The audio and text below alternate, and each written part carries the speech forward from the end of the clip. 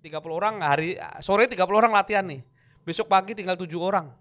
Yang lain suruh perang. Iya. Ya, jadi ini cerita real Iya, Ivan Kolev cerita oh dia ada wajib militer ya?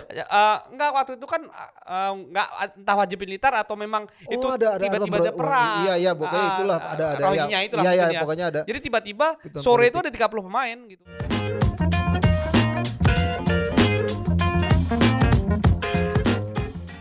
Welcome back to Discord, diskusi olahraga bareng Rais dan Ernesto. Yo. Selamat dulu kita ucapkan pada Timnas Putri Indonesia. Yes, juara. Yang juara ASEAN Women's Cup 2024 dan mereka dipastikan lolos ke ASEAN Women's Championship 2025. Karena ini kan memang adalah kualifikasi untuk ASEAN Women's Championship 2025 atau Piala AFF Wanita 2025. Jadi ini pertama kalinya diadakan babak kualifikasi, diikuti oleh 6 tim kemarin. Kemudian 3 terbaik dari ASEAN Women's Cup ini lolos ke ASEAN Women's Championship. Jadi yang lolos Indonesia sebagai juara, Kamboja sebagai runner up dan Singapura peringkat 3. Nah itu jadi lolos, sudah ditunggu sama 5 tim. Jadi 5 tim ini ada Australia. Kalau tahun lalu musim sebelumnya 2022 Australia itu mengirimkan tim Nas U23 mereka. Karena kalau yang senior emang levelnya udah beda lah. Walaupun ada lawannya ada itu ya. Iya. Jadi memang Australia ngurunin U23 mereka kemarin ataupun 2022 pertama kali mereka kirimin. Betul. Terus ada Vietnam yang udah nunggu, Thailand, Myanmar. Dan satu lagi Filipina, sang juara bertahan Piala AFF. Jadi ini memang menjadi loncatan yang cukup positif. Gelar pertama akhirnya diraih, walaupun ini kualifikasi ya. Betul. Tapi setidaknya gelar juara pertama diraih sama timnas kita. Iya, yang paling penting gini, ada 2 hal yang perlu disikapi dengan baik ya. Karena di IG kita itu banyak cuma kayak gitu doang menang sama tetangga, bukan itu. Tapi gini, karena ini kualifikasinya banyak tim dibikin seperti kejuaraan. Jadi bisa dikatakan ini adalah kayak tier 3, tier 2-nya Piala AFF cewek gitu, dan ada promosi ke atas. Itu satu. Pertama kita mengalahkan paling tidak kita mengalahkan 2 tim yang punya kompetisi intens ya. Singapura dan Malaysia. Betul. Kompetisi mereka sangat intens. Nah, ini menurut saya juga akan pastinya akan menjadi cambuk, dan kita masih tunggu janjinya Pak Ete kan 2026 ya liga mulai jalan lagi. Terakhir kita punya liga putri itu 2019 dan pemain kita yang pemain terbaik. Nah, ini dia efek dari Liga Putri itu ada Reva Oktaviani yang menjadi pemain terbaik. Betul. Di ajang ASEAN Women's Cup ini. Ya brace kan. Plus sekaligus jadi top skor. Nah, dia dengan brace kan 3 gol dengan 3 gol. Jadi Reva Oktaviani ini gue inget banget, dia itu pemain terbaik Liga 1 Putri 2019, satu-satunya Liga 1 yang bergulir ya. Liga saat ini ya, belum bergulir lagi. Jadi ketika itu dia bawa Persib Putri juara Liga 1 2019, terus dia terpilih sebagai pemain terbaik. Dia adalah pemain gelandang serang yang memang bisa dibilang punya mobilitas dan juga cukup produktif. Si Reva ini masih muda, masih 21 tahun. Jadi Reva Oktaviani ini adalah salah satu memang pemain potensial memang. Berarti waktu itu 15 tahun dong, Is? 5 tahun yang lalu, Is? 2019 ya kayaknya ya masih muda lah. Ya 15 tahun dong ya. Ya Reva ini enggak 15 tahun sih. Kayaknya bukan 21 deh, tapi gue lupa lah. Iya. Ya Pak, usianya masih muda lah ya. Kalau di wiki sih gue lihat 21. 21 tadi ya, kalau di wiki gue cek lagi ya biar gue nggak salah. Soalnya dibilangin suruh ngecek gue. Iya. Literasi kita kurang. Tapi memang dia kelahiran 8 Oktober 2003 nih di sini ya. Jadi umur dia 21. Umurnya 21 tahun dan waktu itu sih seinget gue dia memang masih pemain muda deh, satu pemain muda. Yang paling senior tuh si Vivi Rizky, backnya kita yang jago. 27. Vivi Rizky, itu kaptennya kan waktu itu, si Vivi tuh. Jadi waktu itu dia bawa Persib juara dan ini pemain yang potensial memang. Betul. Selain Helsa Maisaro. Helsa Maisaro gitu. Jadi memang kita berharap potensi-potensi ini terus berkembang, tapi sih memang mereka kurang kompetisi aja sih. Betul. Menurut gua. Termasuk yang back tengah muda yang cedera di pertandingan pertama dan nggak bisa lanjut, si Jena itu juga baru 19 tahun. Itu kebetulan kan jadi keluarga mereka itu tetanggaan sama gua gitu. Komunitas kita nongkrong di Tangsel gitu, dan mereka Jena ini salah satu pemain yang punya potensi dan sebenarnya ada potensi untuk bermain di luar juga. Tetapi kemarin memang cedera, dia kena lututnya di pertandingan pertama lawan Kamboja dan dia harus istirahat sepanjang turnamen, tetapi dia salah satu pemain yang ketika dicoba jadi starter sebenarnya main bagus gitu. Jadi sebenarnya potensi timnas perempuan ini, timnas cewek ini besar untuk timnas ya gitu, karena usianya masih sangat-sangat muda, termasuk Claudia Seuneman lah yang pasti betul. ya baru berapa 15 ya? 15 masih tahun, muda. 15 tahun. Terus ada beberapa pemain yang pasti sekelas misalnya siapa yang di Jepang itu Zahra Muzdalifah atau Musafir Aika, umurnya juga masih di bawah 30. Di bawah 30 gitu. Artinya potensinya besar, tetapi memang dibutuhkan adalah kompetisi karena biar pemain ini bermain secara reguler. Tapi kan katanya kan Piala Pertiwi udah akan bergulir lagi. Iya, akan bergulir Piala Pertiwi, betul, sudah ada drawingnya. Ada Piala Pertiwi U17 sama Piala Pertiwi Senior. Yang senior di Jakarta ya? Iya, kalau nggak salah di Jakarta. Iya, jadi di beberapa provinsi sudah menggelar pertandingan Piala Pertiwi, terus juara-juaranya akan bertanding di level nasional di bulan ini juga ya, di bulan Desember ini. Jadi artinya mungkin belum ada kompetisi seperti Liga Putri di 2019, tetapi ASBWI sudah bergerak dan PSSI juga sudah mulai merancang. Artinya ini kan menjadi core, menjadi pondasi menuju Liga Sepak Bola Putri di 2026 yang akan dilaksanakan itu. Dan ini momen ketika kita akhirnya menjadi juara.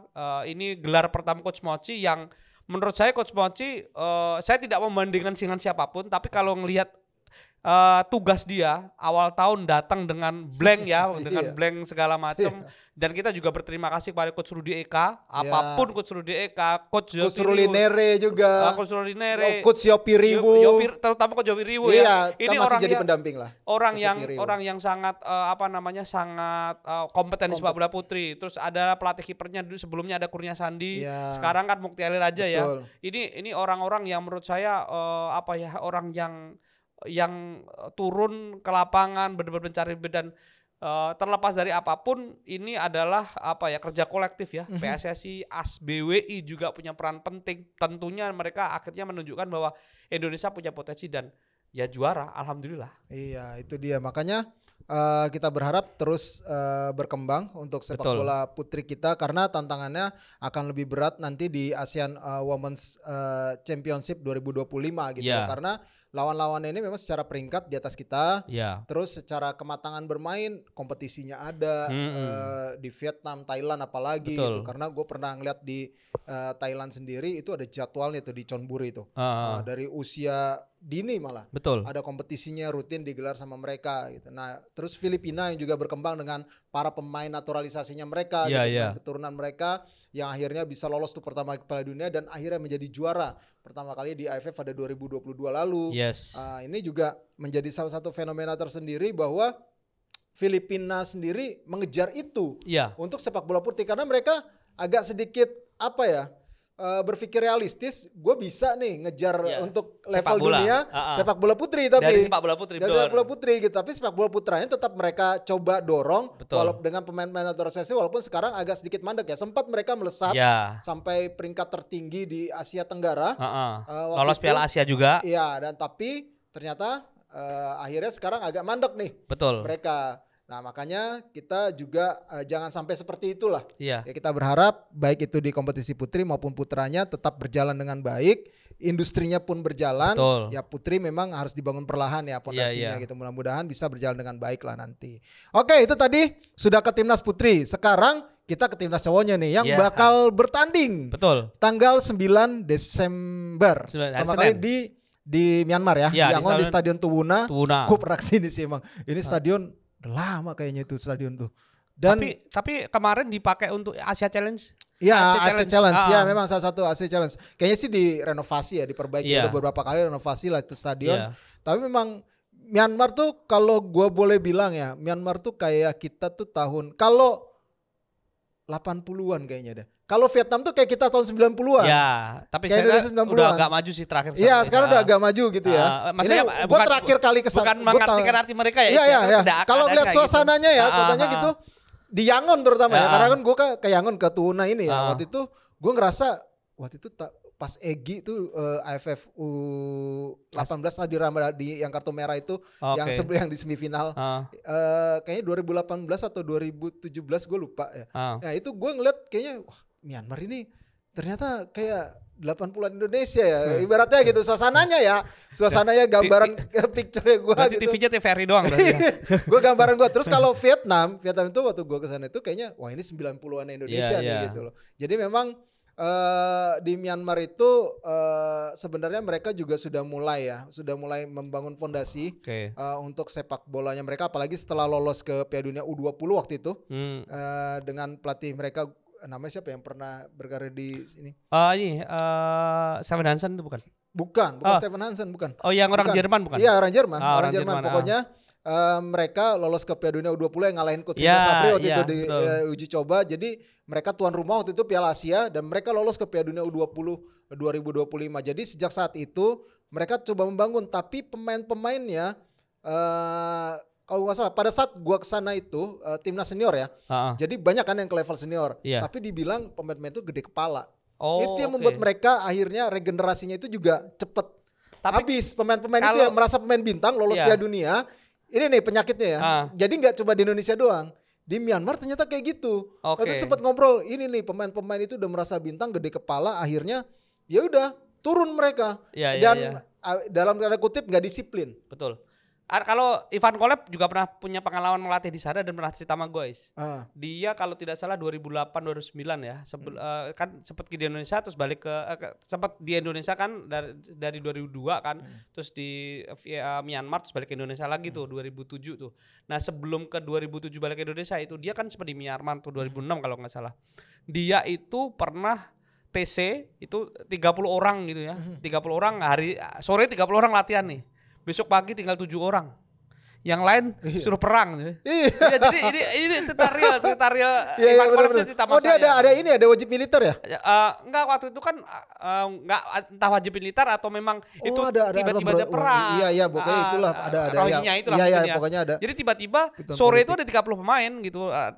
Besok paginya tinggal 7. 7 itu karena memang mereka mungkin bukan basicnya bukan militer segala macam gitu. Jadi Kolev bingung mau latihan gimana nih gitu. Jadi itu cerita-cerita sepak bola Myanmar sih sebenarnya yang cukup menarik. Dan tetapi kalau kita lihat sekarang perkembangannya mereka pemainnya juga abroad ya, walaupun memang abroadnya nggak jauh ya. Thailand, Indonesia sempat ada di musim lalu, ada Malaysia, ada di Kamboja, tetapi apapun sepak bola mereka juga meregional harusnya gitu. Jadi menurut saya ini juga unik, dan Indonesia sendiri sejak 2015 kita itu tidak pernah ketemu di event resmi, hanya pertandingan persahabatan. Iya, betul. Dari 6 pertandingan itu kita 4 kali menang, sekali kalah dan sekali imbang. Ada 17 gol kalau tidak salah, 12 gol untuk Indonesia, 5 gol untuk mereka. Tetapi kita sempat kalah di Bogor, zaman Luis Mia 2017 bulan Maret kalau nggak salah. Itu kita kalah 1-3. Waktu itu gol kita Ahmad Nurharyanto, salah satu striker yang dimunculkan Luis Mia ya waktu itu, dan kita kalah waktu itu di Bogor. Nah, artinya sebenarnya perkembangan dari 2005 sampai sekarang itu kan mungkin kalau agak disempitkan dari 2007 sampai sekarang itu kan mereka tidak jauh berbeda sebenarnya. Bahkan yang menarik ketika di U23 di SEA Games Malaysia 2017 yang backnya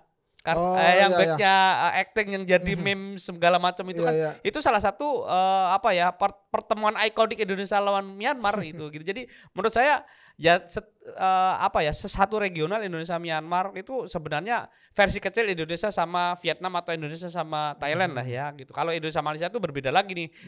Ini derby serumpun nih. Tapi kalau sama Myanmar, Thailand sama Vietnam itu mungkin sama-sama ramenya gitu. Dan kita tahu kan mereka kan negara junta, negara-negara yang keras gitu-gitu loh. Dan mereka ini juga pada era 70 masih namanya Burma ini termasuk raksasa juga. Raksasa. Iya, mereka juga lumayan mereka berbicara. Mereka layak disebut macan Asia. Iya, benar. Jadi memang Myanmar ini secara perlahan mereka ingin mencoba membangun fondasi itu lagi, tapi ya memang tidak secepat mungkin Vietnam, mungkin sekarang itu Malaysia atau ya mungkin faktor politik Filipina, kali ya. Ya pokoknya yang jelas sekarang Myanmar juga patut diwaspadai. Pelatih mereka juga adalah top skor sepanjang masa timnas mereka, Wang Lin itu sekarang menjadi pelatih dari timnas Myanmar. Jadi kalau ngelihat dari posisinya dia sebagai striker, kayaknya kemungkinan juga menganut filosofi permainan menyerang. Betul. Harusnya ya. Kalau dari filosofi permainannya dia tadi, kita tunggu aja. Apalagi bermain di kandang sendiri. Betul. Dan mereka tahu sekarang adalah timnya Indonesia itu tim U22 yang dikirim. Iya, U22. Ya, walaupun tetap namanya timnas Indonesia senior ya, tapi kan mayoritas ada pemain U22. Jadi kayaknya mereka juga mencoba percaya diri nih. Bahkan tim kita, tim Indonesia itu usianya rataannya itu 19, sekian tahun. Iya. Jadi nggak sampai 20 tahun gitu. Nah, ya kita tapi saya salut dengan perkataan yang dikatakan oleh Pak Marji ya, mengatakan bahwa apapun timnas tujuan pertama mungkin regenerasi. Betul. Tapi setiap turnamen harus ada target. Iya. Target minimal final. Nah, menurut saya ini sebuah hal yang penting ya dalam sebuah keikutsertaan pada sebuah turnamen, karena memang kalau tidak ada target ya buat apa ikut? Iya, gitu. Buat apa ikut kalau nggak ada target? Ya? Oke lah, banyak yang bilang cuma Piala Ciki atau apa. Menurut gua nggak bisa bilang kayak gitu. Ini tetap turnamen bergengsi di Asia Tenggara. Gitu. Kalau lu ngaku-ngaku King ASEAN, kalau belum juara eventnya di Asia Tenggara, ya lu cuma klaim doang. Iya. Jadi silakan berargumen. Tapi apapun apa yang dikatakan Pak Marji, saya sangat sepakat bahwa setiap ikut turnamen harus ada target, dan itu targetnya adalah minimal final. Iya. Nah, itu mudah-mudahan tercapai, dan bahkan kita pengennya kalau misalnya bisa juara. Betul, iya. Kalau misalnya bisa juara, dan itu akan jadi gelar pertamanya Coach Sinteyong untuk Indonesia. Paling tidak karena dalam sebuah HRD nih ya, tim SDM ini KPI-nya si STY itu minimal final di turnamen ini gitu, KPI-nya. Benar. Karena kalau gini, Piala AFF pertama kali final. Kedua gagal ke final, di semifinal doang. Yang ketiga juara. Amin, mudah-mudahan. Walaupun juga skuadnya muda loh, waktu dia pertama kali kan ke final. Itu yang potong generasi langsung. Betul. Dua generasi. Itu kan munculnya Arhan, Dewangga, Rizky Ridho, Hernando walaupun cadangan ya. Marcelino. Marcelino belum ada. Marcelino udah ada. Belum ada, Is? Marcelino masih. Oh ya, masih di Bima Sakti. Masih di Bima Sakti, ya benar. Jadi Arhan yang pasti, lemparan yang fenomenal itu muncul pertama kali di AFF. Terus ada Dewangga, Elkan Bagot itu pemain Elkan Bagot. Tapi yang muda-muda pokoknya yang Rizky Ridho, Hernando masih cadangannya Nadio waktu itu. Jadi menurut saya ini akan jadi apa ya, paling tidak gengsi, dan ini levelnya uji coba A loh, friendly match A, dan ada tambahan poin walaupun sedikit. Ya paling tidak akan sedikit menambah poin kalau kita terus menang gitu sih. Iya, jadi memang ada perhitungan poin FIFA-nya ya, bukan tidak ada gitu. Bukan jadi bisa mempengaruhi juga sedikit banyak gitu loh. Betul. Siapa tahu habis ini koneksi antara Pak ET, Peter Lim sama JDT kemarin ngumpul, kita jadi turnamen kayak Piala Teluk kan kita nggak tahu. Benar-benar itu kita berharap ya memang di AFF ini bisa lebih level turnamennya bisa lebih tinggi ya di mata AFC ataupun FIFA. Betul. Karena kalau untuk di Asia Tenggara secara kehebohan viral, AFF ini mungkin mengalahi yang turnamen-turnamen regional lainnya. Betul. Jadi di Asia ini ada 5 subsidiaris namanya, turnamen subsidiaris itu ada Piala AFF, ada yang Asia Selatan itu di India dan kawan-kawan itu ada IFF itu ya. SAFF. SAFF. Ada yang Asia Barat, Iran segala macam itu baru sekali. Terus ada yang Korea itu 2003, tapi yang paling tua sebenarnya yang India 93. Cuma yang paling intens dan paling kontinu di Asia Tenggara. Iya, Asia Tenggara nih cuannya AFF ya ini timnas dan senior. Laku sponsor. Ya, senang karena viral, penontonnya banyak luar biasa lah pokoknya. Makanya broadcast tuh rebutan juga. Bahkan tiap pelaksanaan itu ada bola resminya. Iya, jadi memang salah satu laga memang laga paling bergengsi sih untuk kawasan Asia Tenggara ya. Regional Asia Tenggara itu dia. Oke. Nah, banyak pemain abroad juga ya tadi dari Myanmar ya. Ada 6 kemarin yang ikut pemusatan latihan. Betul. Tapi nggak ada pemain-pemain yang main di Indonesia. Ya, sudah nggak ada memang musim ini. Iya, Myang Kaun kan pernah kemari Persikabo. Sekarang memperkuat Sun United dipanggil. Dipanggil juga. Tapi si Win Naington itu yang pernah di Borneo nggak dipanggil ya? Nggak dibawa. Kayak kalau gue nggak salah cedera dia. Oh, oke. Yang striker itu ya? Iya, tapi sempat main. Cuma gue nggak tahu nih kabar terbarunya. Oh, oke. Jadi memang kabarnya itu cedera dia. Oke, itu tadi. Sekarang kita prediksi match day pertama. Okay. Match day pertama. Grup A dulu nih. Oke. Ini bakal digelar Minggu 8 Desember. Jadi memang mulainya 8 Desember ya. Betul. Jadi sistemnya gue ingetin lagi. Kenapa sekarang sistemnya tuh dalam berapa tahun ya? Mungkin sejak 2018 benar. Iya, sejak 2018 ya yang kita Coach Bima ya. Iya. Gitu ya. Jadi sudah kandang dan tandang. Ya, kecuali kemarin pandemi doang. Iya, kecuali pandemi yang waktu di Singapura. Jadi memang kandang dan tandang. Kandang dan tandang ini berarti kita kandang ada 2 laga, tandangnya 2 laga gitu. Iya. Dari 4 pertandingan. 4 pertandingan, kan satu grup atau 5 tim. Iya, satu grup 5 tim gitu. Jadi itu ya formatnya kandang dan tandang, bukan kandang tandang. Iya. Itu jadi nggak ganti-gantian gitu. Betul. Tapi dibuat secara acak. Setengah round robin lah ya. Iya, setengah round robin secara acak. Untuk siapa yang bakal kandang nih ketemu siapa, di tandangnya ketemu siapa gitu. Jadi itu formatnya untuk fase grup ini. Oke, sekarang grup A. Langsung aja, Kamboja versus Malaysia. Lu menang mana? Malaysia gua. Ini kan Kamboja ya? Kamboja. Oh, Kamboja lagi ini juga ya. Pemain naturalisasinya banyak banget ya? Iya, Kamboja itu naturalisasinya itu yang terbaru ada 3 is. Iya. Pantai Gading, Jepang sama Senegal, bukan, Afrika Selatan. Iya, Afrika Selatan. Kapten mereka itu Pantai Gading, Kolombia sama Jepang. Kapten mereka aja orang Afrika Selatan, wakil kapten mereka orang Afrika Selatan. Dan udah lama gitu. Dan rata-rata mereka ini naturalisasi murni, bukan keturunan. Jadi mereka udah 5 tahun 5 tahun lebih. Ada yang 8 tahun, ada yang 6 tahun, pemain asing. Kamboja ya. Iya, dan memang pemain Jepang banyak yang di sana. Nah, untuk ini Malaysia belum tentu bisa menang. Gue sih minimal Kamboja imbang di pertandingan ini. Ya. Oh, tapi Malaysia dengan segala situasi kondisi sepak bolanya ya sama aja kontroversi juga di sana. Kontroversi kayaknya lagi ini juga ya Malaysia itu ya. Dengan pelatihnya mereka yang tadinya sih interim ya. Tapi gak tahu deh akhirnya udah di definitif atau belum? Definitif. Yang interim itu coba Laos kalau nggak salah, yang Jepang itu.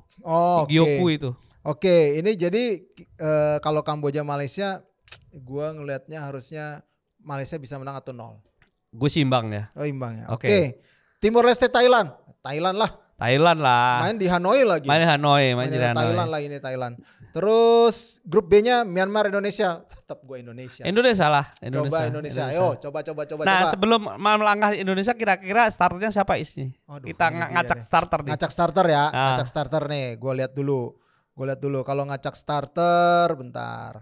Kalau dari pemain ya kiper Cahya Supriyadi kalau gua. Tapi kemarin yang dipasang Dava ya? Dava Fasa yang uji coba lawan Bali kita menang 2-1. Menang 2-1 ya. Ini nih agak-agak ini juga. Tapi kalau gua sih kayaknya Cahya Supriyadi harusnya. Untuk pengalaman jam terbang Cahya Supriyadi yang paling. Iya, karena dia paling banyak menit bermainnya di Liga 2 ya. Iya. Kalau Dava Fasa ini menit 0 menit bermain karena dia cadangannya Nadio, Angga Saputro di Borneo FC gitu. Iya. Jadi kalau gue ngelihatnya ya nggak tahu ya pada saat situasi latihan kan itu berbeda mungkin akhirnya kenapa Dava yang dipilih.